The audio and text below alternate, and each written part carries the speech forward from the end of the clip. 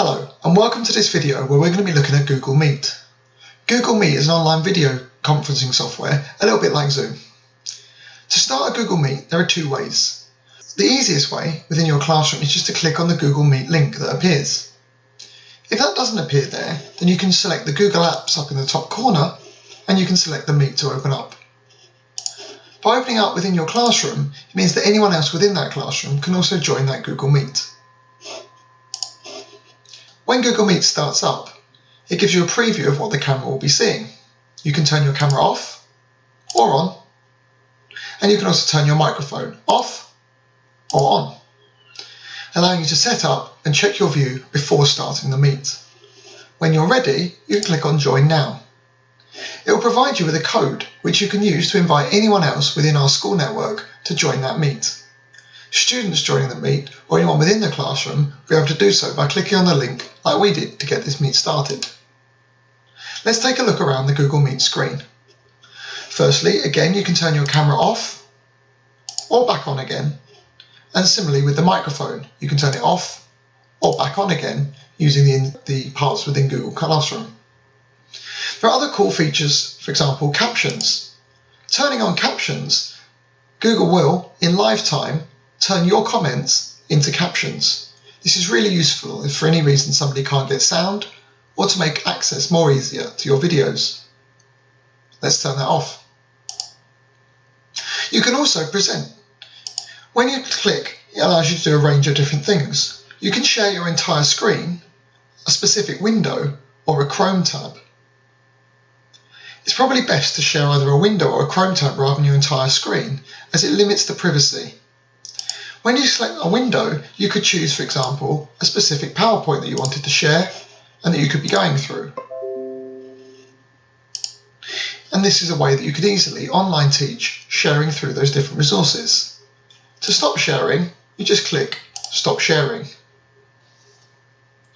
You can now exit the PowerPoint and come back to your Google Meet. Alternatively, you could also share a Chrome tab.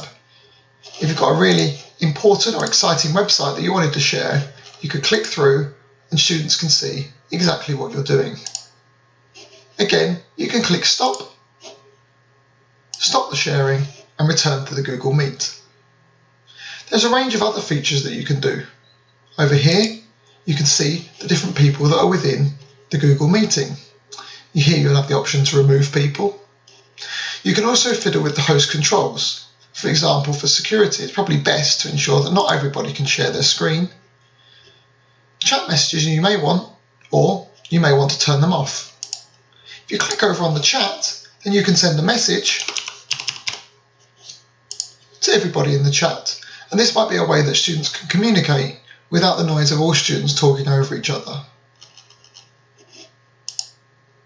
Clicking on the three dots in the right hand side opens a whole range of options that you can play around with. There's a whiteboard where you can interact and write on the screen. You can also change the layout.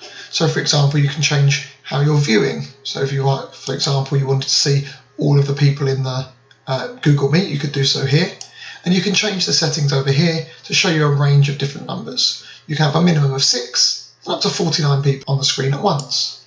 You can choose Spotlight, which will zoom in on the person that's actually speaking at the time, or Sidebar, which gives you a large view with a range of people at the side. So again, it's about choosing whichever one works best for you. Again, there's other options, like for example, turning on background blur, which we looked at earlier. You can refresh that in there. You can also turn on the captions, they're the shortcuts on the side, and additionally you can look at the further settings. In the further settings, you can choose the audio, the microphone that you might be wanting to use, the speakers, and the video. For example, you can change between different cameras if you have them, like I'm doing here. You can also change your resolution to increase the resolution that you're using. However, be warned, this might affect the lagging that happens on your video screen.